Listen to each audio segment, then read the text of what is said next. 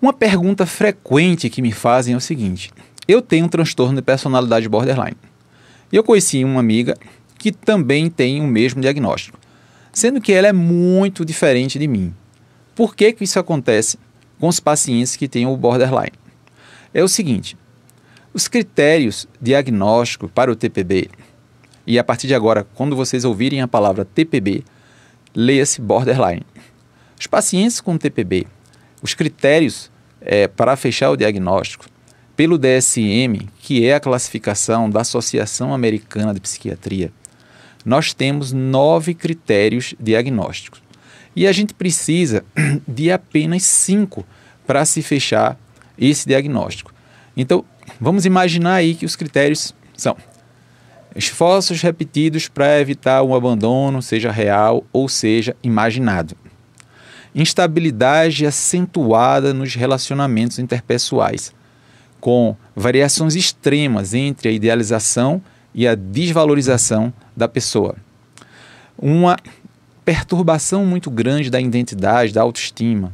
Comportamentos impulsivos em pelo menos 2 áreas importantes da vida da pessoa, seja no comer, seja no uso de bebida alcoólica, de drogas, no dirigir, compras.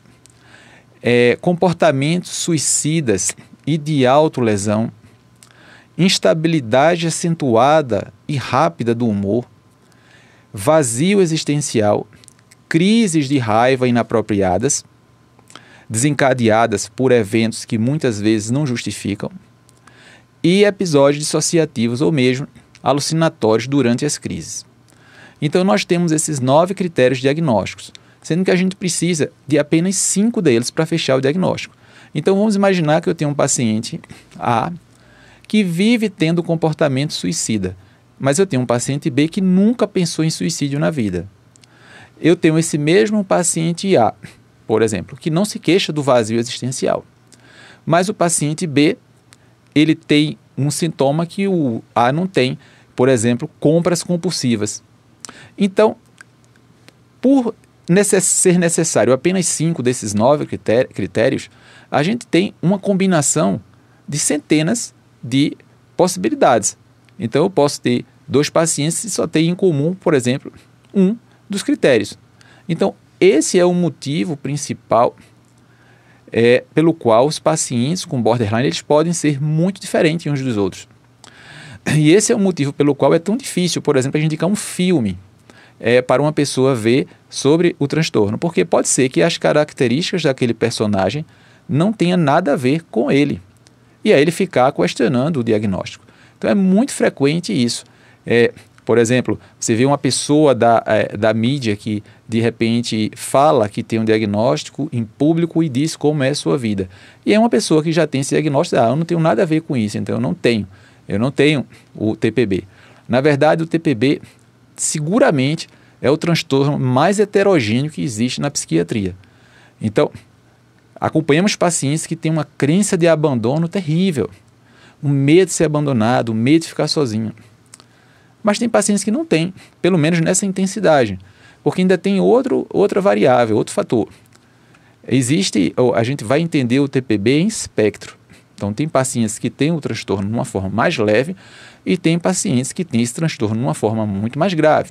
Tem pessoas que, por exemplo, se autolesionam com frequência, tem histórias de muitas tentativas de suicídio, de uma intolerância acentuada ao estresse, enquanto outros não têm esses comportamentos de risco, mas sofrem com vazio existencial crônico, sofrem porque tem uma perturbação muito grande da identidade, da autoestima, sofrem porque tem outras dimensões da patologia que muitas outras pessoas não têm. Então, essa é a complexidade do TPB. Por isso que é tão frequente o subdiagnóstico.